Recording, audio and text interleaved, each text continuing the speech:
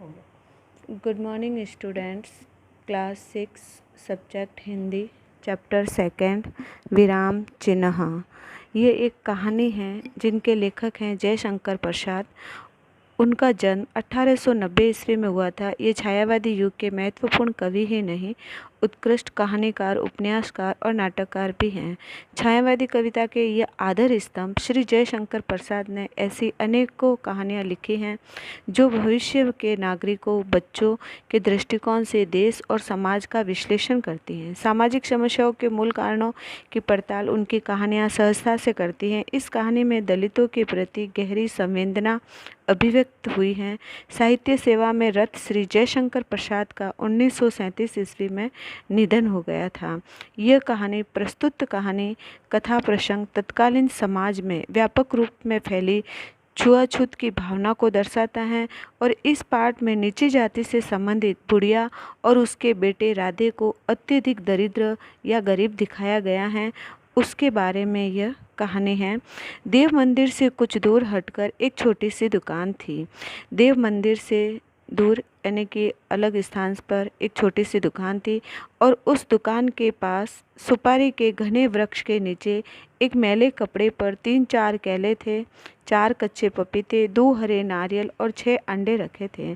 मंदिर से दर्शन करके लौटते भक्त दोनों तरफ सजी हुई हरी भरी दुकानों को देखकर उसकी ओर ध्यान देने की आवश्यकता ही नहीं समझते थे। जो भी भक्त वहाँ से दर्शन करने के बाद लौटते थे तो उस बुढ़िया की तरफ ध्यान देना उचित ही नहीं समझते थे, क्योंकि दोनों तरफ सजी सवरी दुकानों को ही देखते थे।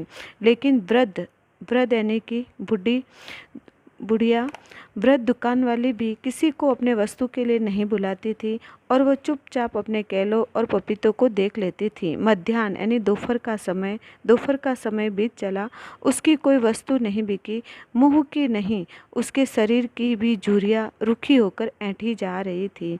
उसका मुंह भी उतरा हुआ सा, या शरीर के ऊपर मुंह पर झुर्रियाँ ऐसी दिख रही थी जैसे सूख करके अकड़ी हुई हो। मूल्य देकर दाल भात की हंडिया लिए लोग चले जा रहे थे। हांडी यानी कि छोटी मटकी लेके जा रहे थे। मंदिर में भगवान के विश्राम का समय हो गया। उन हांडियों को देखकर उसकी भूखी आंखों में लालच की चमक बढ़ी, किंतु पैसे कहाँ थे। 2-1 केले खाकर बिताते हुए उसे आज तीसरा दिन हो गया। जब भगवान के प्रसाद रूपी दाल भात की हांडियों को देखकर उसकी भूखी आंखों में भी लालच की चमक पड़ी। उसने सोचा कि मैं भी कुछ न कुछ खा लूं, लेकिन उसके पास पैसे नहीं थे, तो 2 केले खाकर बिताते हुए उसे आज तीसरा दिन हो गया। उसने एक बार भूख से भगवान की भेंट कराकर क्षण भर के लिए विश्राम पाया। उसने विश्राम किया, किंतु भूख की वह पतली लहर अभी दबाने में पूरी तरह समर्थ नहीं हो सकी थी। जब वह अच्छी तरह से खाना पीना उसका नहीं हुआ तो उसको नींद भी नहीं आ रही थी। तभी ही उसका पुत्र राधे आकर उस पर गुर्राने लगा। तभी उसका पुत्र जो है गुर्राने यानी कि वह गुस्सा करने लगा, क्रोध करने लगा और आंखें लाल किए हुए हाथ नचा नचा कर कहने लगा और अपने आवेश में आकर के अपनी माँ को भला बुरा कहने लगा। और फिर कहने लगा कि सब लोग जाकर खा पीकर सो रहे हैं, तू यहाँ बैठी हुई देवता का दर्शन कर रही है। अच्छा, तो आज भी कुछ खाने को नहीं। बेटा 1 पैसे का भी नहीं बिका, क्या करूँ। अरे, तो भी तू इतना गुस्सा कर रहा है। उस समय सिंह द्वार के सामने ही यानी कि जो मंदिर का जो मुख्य द्वार था उसके सामने ही विस्तृत भूमि निर्जन हो रही थी। निर्जन यानी कि ऐसी भूमि जहाँ कोई आदमी नहीं रह रहा है। तो ऐसी ज़मीन पर जलती हुई धूप उस पर किलोल कर रही थी। बाजार बंद था। राधे ने देखा 2-4 कौवे काँव काँव करते हुए सामने नारियल कुंज की हरियाली में घुस रहे थे। जब राधे ने देखा कि सामने की भूमि जो कि निर्जन यानी कि ऐसी भूमि जहाँ कोई नहीं रहता है, उस भूमि पर धूप ऐसे लग रही थी जैसे कि किलोल कर रही हैं। चारों तरफ से बाजार बंद था। राधे ने देखा, तब उसने देखा कि 2-4 कौवे काँव काँव करते हुए नारियल का जो एक बगीचा था उसके हरियाली में घुस रहे थे। उसने अपना ताड़ी खाना स्मरण हो आया, यानी कि उसे अपना घर याद आ गया और उसने अंडे को बटोर लिया। बुढ़िया हाँ हाँ करती रह गई। वह चला गया। दुकान वाले ने अंगूठे को तर्जनी से दोनों आँखों को साफ किया और फिर मिट्टी के पात्र से जल लेकर मुंह धोया। अपने हाथ से मुंह धोया और बहुत सोच विचार कर उसने अधिक उतरा हुआ एक केला छिलकर अपनी अंजलि में रख उसे मंदिर की ओर नैवेद्य लगाने के लिए बढ़ाते हुए आंखें बंद कर ली। अब वो बुढ़िया मंदिर के अंदर जा नहीं पा रही थी, इसीलिए उसने अपने एक केला छिला और अपनी अंजलि में रख उसे मंदिर की ओर पूजा करने के लिए रख दिया। भगवान ने उसे अछूत का नैवेद्य ग्रहण किया या नहीं कौन जाने। वह अपने मन में ही कह रही थी कि पता नहीं मैं अछूत हूँ, इसलिए भगवान ने मेरा भोजन ग्रहण करा या नहीं, किंतु बुढ़िया ने उसे प्रसाद समझकर ही ग्रहण किया। अपनी दुकान झोली में समेटे हुए जिस कुंज में कौवे घुसे थे उसी में वह भी घुसी पुआल से छाया हुई झोपड़ी में विश्राम किया। जब उसने विश्राम किया, उसकी स्थावर संपत्ति में वही नारियल का कुंज, 4 पपीते के पेड़ और छोटी सी पोखर यानी तालाब के किनारे पर कुछ केले के वृक्ष थे। उसकी पोखरी में छोटा सा झुंड बतखों का भी था जो अंडे देकर बुढ़िया की आय में वृद्धि करता था। उसकी जो कुटिया थी उसके अंदर कुछ बतखें थी जो अंडे देती थी, जो उसकी आय यानी उसकी इनकम बढ़ाती थी। राधे अत्यंत क्रोधी स्वभाव का था। उसका जो बुढ़िया का जो पुत्र था राधा, वो बड़ा ही क्रोधी स्वभाव का था। उसकी पत्नी ने उसे बहुत दिन हुए छोड़ दिया था। बुढ़िया को भगवान पर भरोसा था, उसी देव मंदिर के भगवान का जिसमें वह कभी नहीं जा पाई थी।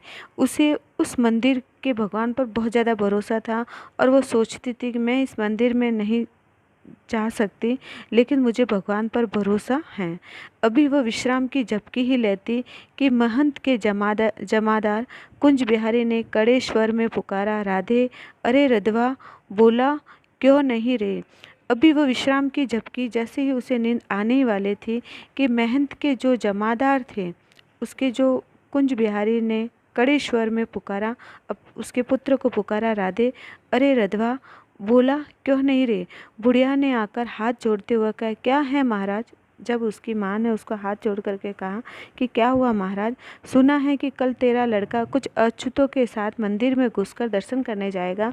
तब उस कुंज बिहारी जी ने कहा कि मैंने सुना है कि तेरा जो लड़का है वह अछूतों के साथ मंदिर में जाएगा, लेकिन अछूतों का मंदिर के अंदर जाना उचित नहीं है।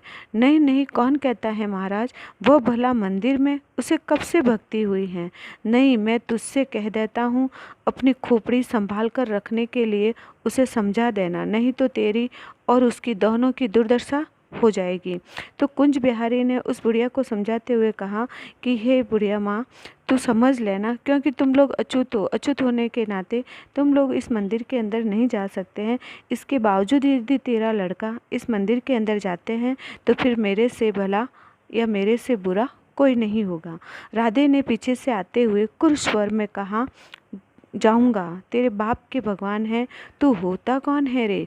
जब राधे ने ये बात उसकी माँ को कहते हुए सुना तो राधे को और ज़्यादा क्रोधित हो गया और वह जोर से बोला उस कुंज बिहारी जी को कि तेरे बाप के भगवान है, जो तू होता कौन है उस मंदिर में जाने से रोकने के लिए। अरे चुप रहे राधे, ऐसा भी कोई कहता है रे। अरे तू जाएगा मंदिर में, भगवान का कोप कैसे रोकेगा रे। बुढ़िया गिड़गिड़ाकर कहने लगी।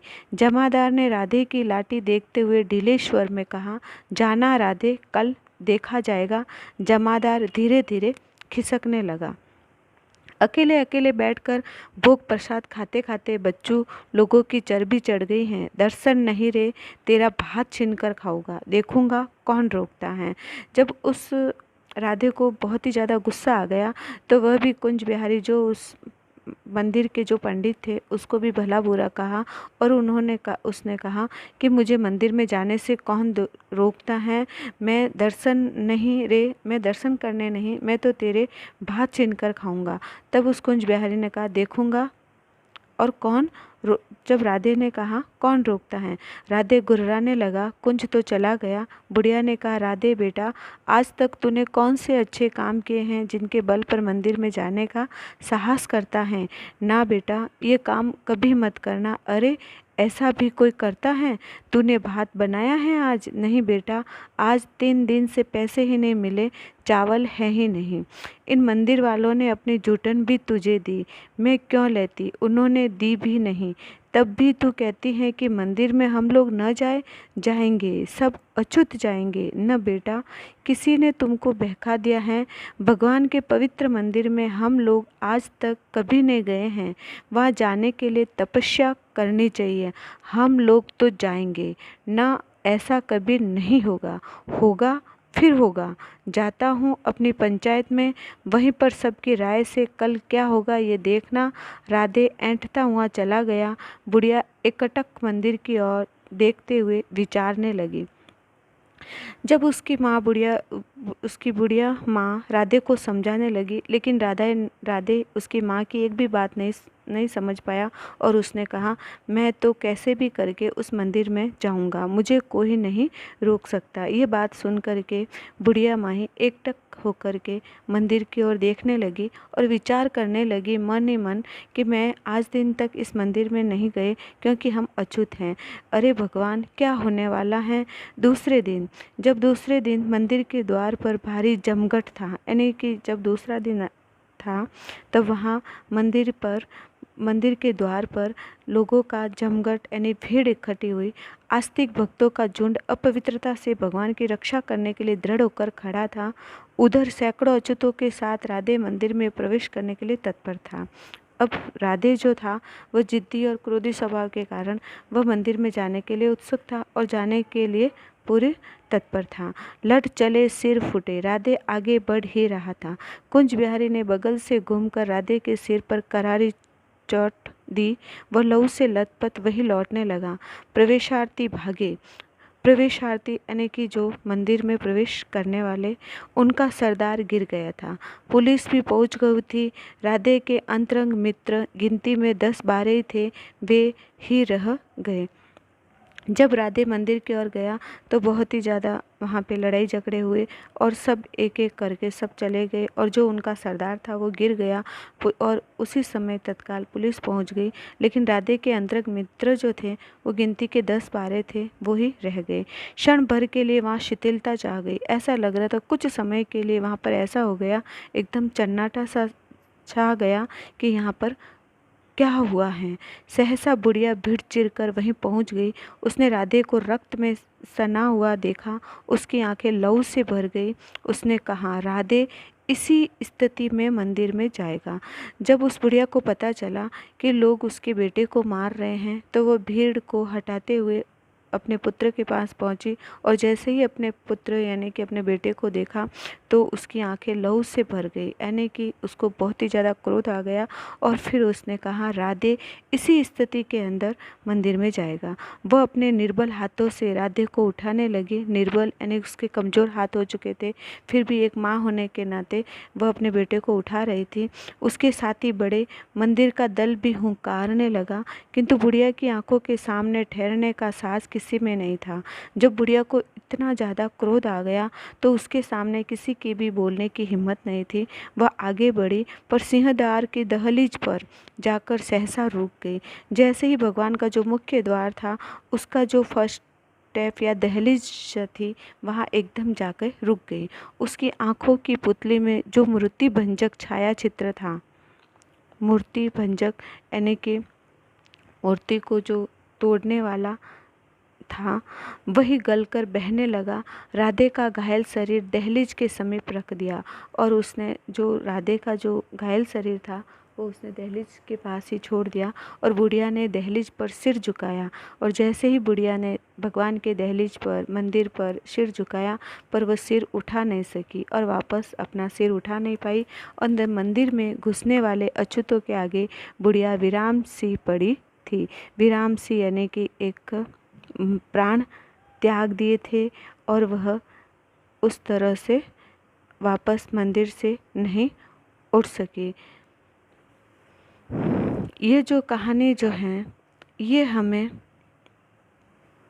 समाज में फैले जातिगत भेदभाव, गरीबी, भूखमरी, असमानता जैसी समस्याओं के प्रति छात्रों में संवेदनशीलता बढ़ाती हैं और इस कहानी के माध्यम से हम छुआछूत, जात-पात इत्यादि भावनाओं एवं प्रथाओं से दूर रहेंगे और छात्रों में एकता, भाईचारे की भावना विकसित होगी और इसी से गरीबी, असमानता, भूखमरी जैसी समस्याओं के प्रति संवेदनशीलता बढ़ेगी और इस पाठ में आए नए शब्दों एवं वाक्यों से हम लोग परिचित होंगे। इस पाठ में कुछ कठिन शब्द आए हुए हैं जिनके शब्दार्थ यहाँ दिए हुए हैं, जैसे सिंहद्वार, मुख्य द्वार, ऐंठी, सूख कर अकड़ी हुई, निर्जन, जहाँ कोई आदमी न हो, कुंज, वृक्ष, लता आदि से चिरा स्थान, शिथिलता, दुर्बलता, मौन या शांति, मध्याह्न, दोपहर, किलोल, क्रीड़ा, पात्र, बर्तन, दहलीज, दहली, चौखट का नीचे वाला भाग जो जमीन से सटा रहता है, झुर्रियाँ, चेहरे पर पड़ने वाली शिकन, भात, उबला हुआ चावल, वृद्ध, बूढ़ी, हांडी, छोटी मटकी, विस्तृत, बड़ी, स्मरण, याद आना, बटोर, इकट्ठा करना, विश्राम, आराम, लहू, खून। अभ्यास प्रश्न। निम्नलिखित प्रश्नों के उत्तर दीजिए जिन्हें लघु प्रश्न कहते हैं और प्रश्न नंबर 2, निम्नलिखित प्रश्नों के उत्तर दीजिए जिन्हें दीर्घ प्रश्न कहा गया है। ये दोनों प्रश्न जो हैं लघु प्रश्न एंड दीर्घ प्रश्न, ये आपको अपनी हिंदी फर्स्ट की नोटबुक में करें। बाकी प्रश्न 3rd, 4th, 5th, 6th, 7, 8, 9 ये प्रश्न अपनी बुक में पेंसिल से करें। Thank you.